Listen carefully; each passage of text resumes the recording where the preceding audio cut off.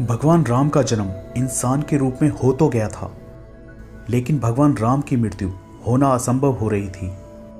परंतु काल चक्र को बनाए रखने और चलाने के लिए जरूरी था कि प्रकृति का नियम ना रुके और ना टूटे।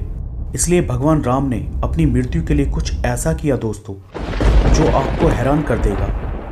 तो आइए जानते हैं भगवान राम की मृत्यु कैसे हुई।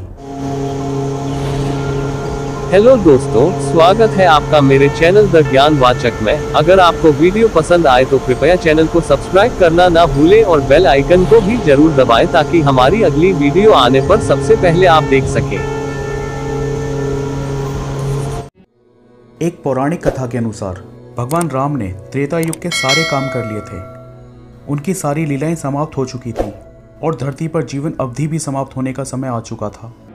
लेकिन समय समाप्त होने के बाद भी काल देवता यमराज भगवान राम के समीप नहीं आ पा रहे थे,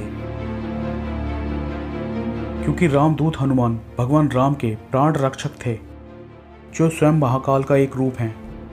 और महाकाल से उनके आराध्य भगवान श्री राम के प्राण छीनकर ले जाने की हिम्मत ना तो यम में थी और ना किसी और देवता में थी।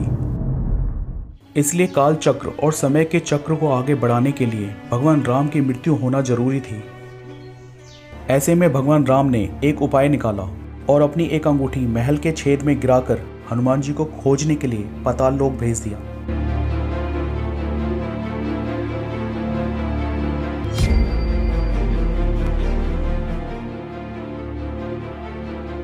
हनुमान जी को अयोध्या में ना देखकर यमराज ने नगर में प्रवेश किया और एक संत का रूप धारण कर वह भगवान राम के महल में पहुंच गए।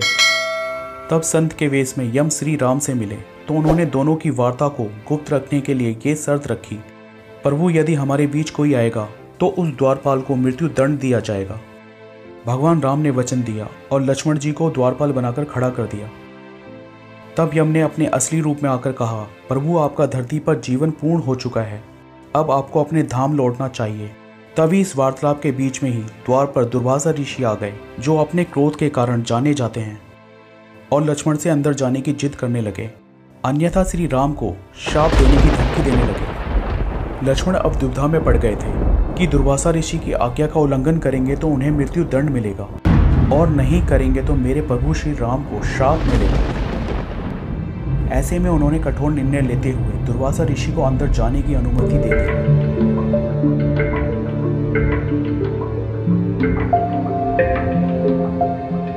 अब वार्तालाप भंग होने के कारण श्री राम भी दुविधा में पड़ गए थे कि लक्ष्मण को मृत्यु दंड देना होगा। उन्होंने ऐसे में लक्ष्मण को राज्य निकाला दे दिया। लेकिन लक्ष्मण ने अपने भ्राता के वचन को निभाने के लिए राज्य से बाहर जाने की बजाय सरयू नदी में जाकर विलीन हो गए और शेषनाग का रूप ले लिया। कहा जाता है कि लक्ष्मण शेषनाग का ही मानव रूप थे। इसके बाद भगवान राम ने भी इसी तरह अपनी देह त्याग दी और सरयू नदी में जाकर जल समाधि ले ली।